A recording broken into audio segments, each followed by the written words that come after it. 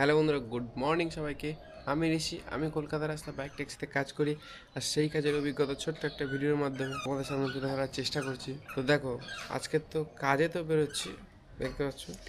আর এখন সময় হয়েছে, তোমাদেরকে দেখায় কটা বাজে এখন। তো দেখো, এখন সময় হয়েছে 6টা 25, ঠিক আছে? ভালো করে দেখো। তো এখন আমি বেরোচ্ছি কাজে।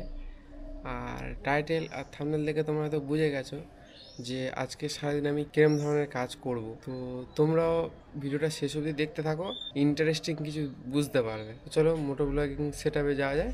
তো বন্ধুরা, আজকের সারাদিন আমার পার্সোনাল বুকিং। এই ম্যাডাম, এই ম্যাডামকে নিয়ে আজকের আমার সারাদিন ঘুরতে হবে।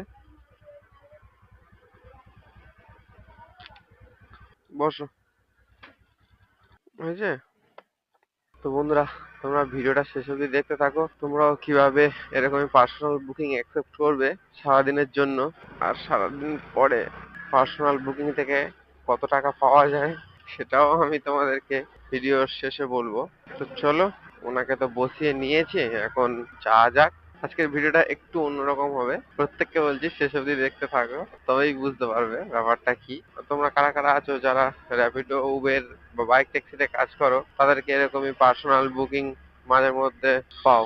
অনেকেই পাও, তো কারা কারা পাও কমেন্টে জানাবে। আর এখন আমি আপাতত রয়েছি ঢাকুরিয়া সেলিমপুরের কাছে আছি। তো চলো কিছুটা যাই, তারপরে তোমাদের সাথে কথা বলছি। তো বন্ধুরা, সকাল এখন বাজে 6টা 37। লেক ভিউ রোড দিয়ে যাচ্ছিলাম। লেক ভিউ রোডের সকালে দৃশ্যটা তোমরা একবার দেখো। বাঁ হাতে লেক, ডান দিকে রাস্তা, তো অসাধারণ দৃশ্য।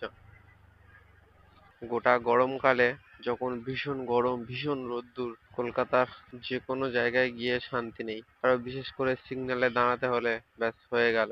কিন্তু কলকাতায় এমন একটাই রাস্তা, মানে আমার দেখা এরকমই রাস্তা, যদি তোমাদের কারো জানা থাকে অবশ্যই কমেন্টে জানাবে। তো আমার দেখা এই রাস্তাটা প্রায় 1.5 কিলোমিটার 2 কিলোমিটার পর্যন্ত সুন্দর গাছগাছালির নিচে দিয়ে যাওয়া যায়। মানে গরমকালের সময় ভীষণ আরাম লাগে এই রাস্তা দিয়ে যেতে, খুব ভালো লাগে, একটা আলাদাই শান্তি।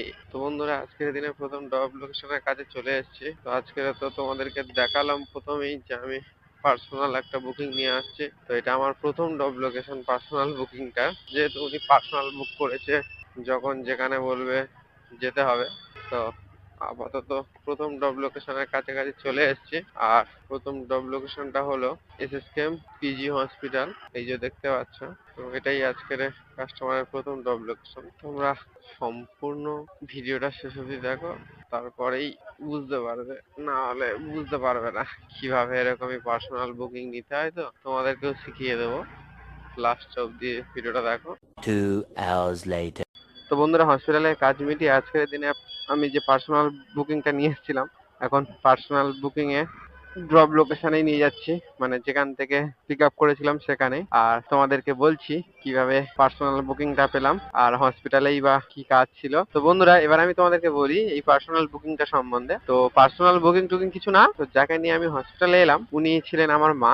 তো মাকে নিয়েই আমি আজকে হসপিটালে এসেছি, যার জন্য আমি আজকে কাজে বেরোইনি। তো বাড়ি যাওয়ার পথে আবার বৃষ্টিও লেগে গেছে। আর মায়ের একটু সমস্যা রয়েছে, যার কারণে 2 মাস 4 মাস পরে পরে যেমন ডেট দেয় তেমন ভাবে মাকে নিয়ে আসতে হয় চেক আপের জন্য পিজি হসপিটালে। তো যাই হোক, পার্সোনাল বুকিং টুকিং কিছু না, প্রতিদিন তো কাজে বেরোই, তোমাদের সাথে ভিডিও শেয়ার করি। তো আজকে ভাবলাম যে সেই তো গাড়ি নিয়েই বেরোচ্ছি, তাহলে তোমাদের সাথে ভিডিওটা একটু শেয়ার করি। তো দেখো, মোটামুটি ডাক্তার টাক্তার দেখানো কমপ্লিট হয়ে গেছে, এখন বাড়ির দিকে যাচ্ছি। আর যেতে যেতে যাওয়ার পথে এমনি বৃষ্টিও পড়ে গেছে, ক্যামেরা ঢুকিয়ে নিতে হবে, তাই আর ভিডিওটা বেশি বড় করবো না, ভিডিওটা এখানে শেষ করছি।